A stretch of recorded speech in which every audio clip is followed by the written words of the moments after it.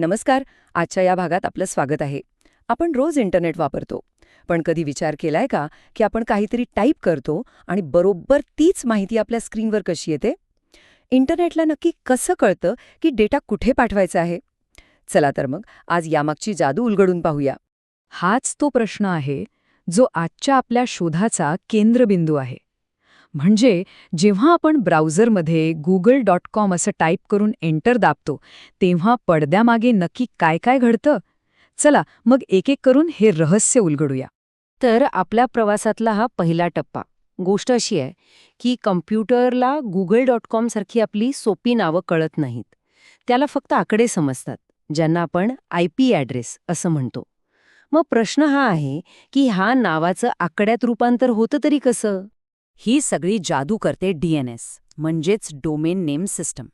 जरा विचार करा, प्रत्येक वेबसाईटसाठी जर आपल्याला असा लांबलचक आकडा लक्षात ठेवावा लागला असता तर काय झालं असतं?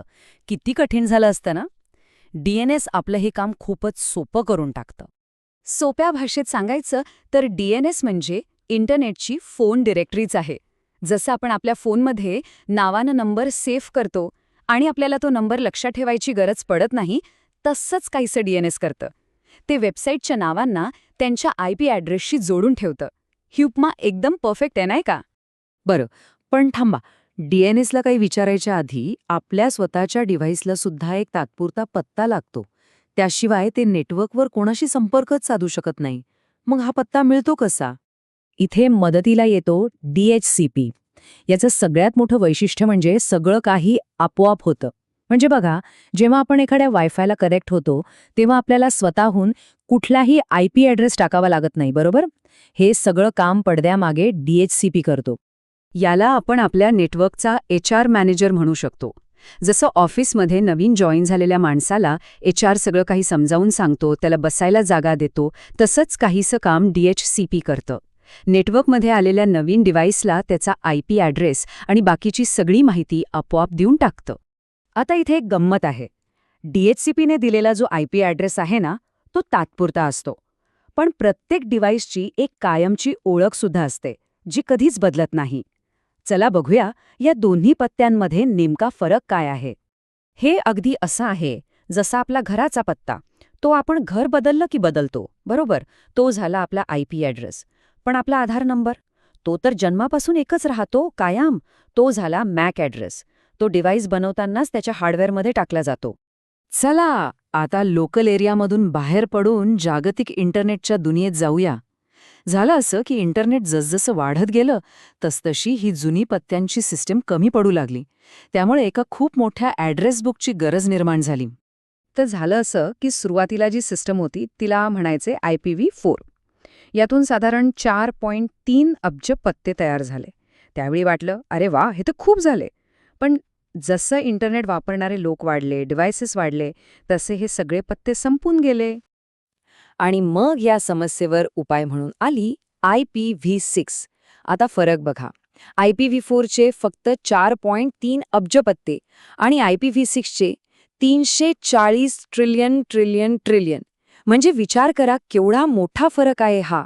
हे भविष्य डोळ्यासमोर ठेवूनच बनवलं गेलंय. हा आकडा इतका मोठा आहे की तो पटकन वाचता पण येत नाही. असं म्हणतात की IPv6मुळे इतके पत्ते उपलब्ध झाले आहेत की आपल्या पृथ्वीवरच्या प्रत्येक वाळूच्या कणाला एक एक IP ॲड्रेस देता येईल. म्हणजे विचार करा, आता भविष्यात पत्त्यांची कमतरता कधीच भासणार नाही. ओके, तर आत्तापर्यंत आपण बरेच तुकडे पाहिले. DNS, DHCP, IP, MAC. आता या सगळ्या तुकड्यांना एकत्र जोडूया. आठवतोय आपला मूळ प्रश्न? Google.com टाईप केल्यावर काय होतं? चला, त्याचा संपूर्ण प्रवास पाहूया. तर हा आहे तो संपूर्ण प्रवास. सगळ्यात आधी आपण नाव टाईप करतो, मग DNS म्हणजे आपली फोन डिरेक्टरी त्या नावाचा IP ॲड्रेस शोधून काढते. त्याचवेळी DHCP म्हणजे आपला HR मॅनेजर, त्याने आपल्या डिव्हाइसला स्वतःचा एक तात्पुरता पत्ता दिलेला असतो आणि मग आपलं डिव्हाइस आपल्या कायमच्या ओळखीवर म्हणजे MAC ॲड्रेसवर, हो तो आधार नंबर, त्याच्या मदतीने गुगलच्या सर्व्हरच्या पत्त्यावर एक रिक्वेस्ट पाठवतं. बघा सगळं कसं एकामागोमाग एक घडतं. तर जाता जाता एकदा पटकन उजळणी करूया. DNS म्हणजे फोन डिरेक्टरी, DHCP म्हणजे ऑफिसचा HR, मॅक ॲड्रेस म्हणजे आपला कधी न बदलणारा आधार नंबर आणि IP ॲड्रेस म्हणजे आपला तात्पुरता घराचा पत्ता. ह्या उपमा लक्षात ठेवल्या ना की या सगळ्या गोष्टी कायम लक्षात राहतील. आणि आता जाता जाता फक्त एक विचार करून बघा. जर DNS नावाचा प्रकार अस्तित्वातच नसतात तर? विचार करा, इंटरनेट वापरणं कसं असतं? प्रत्येक वेबसाईटसाठी ते लांबलचक आकडे पाठ करावे लागले असते. यावरूनच या अदृश्य पण अत्यंत महत्त्वाच्या तंत्रज्ञानाची किंमत आपल्याला कळते.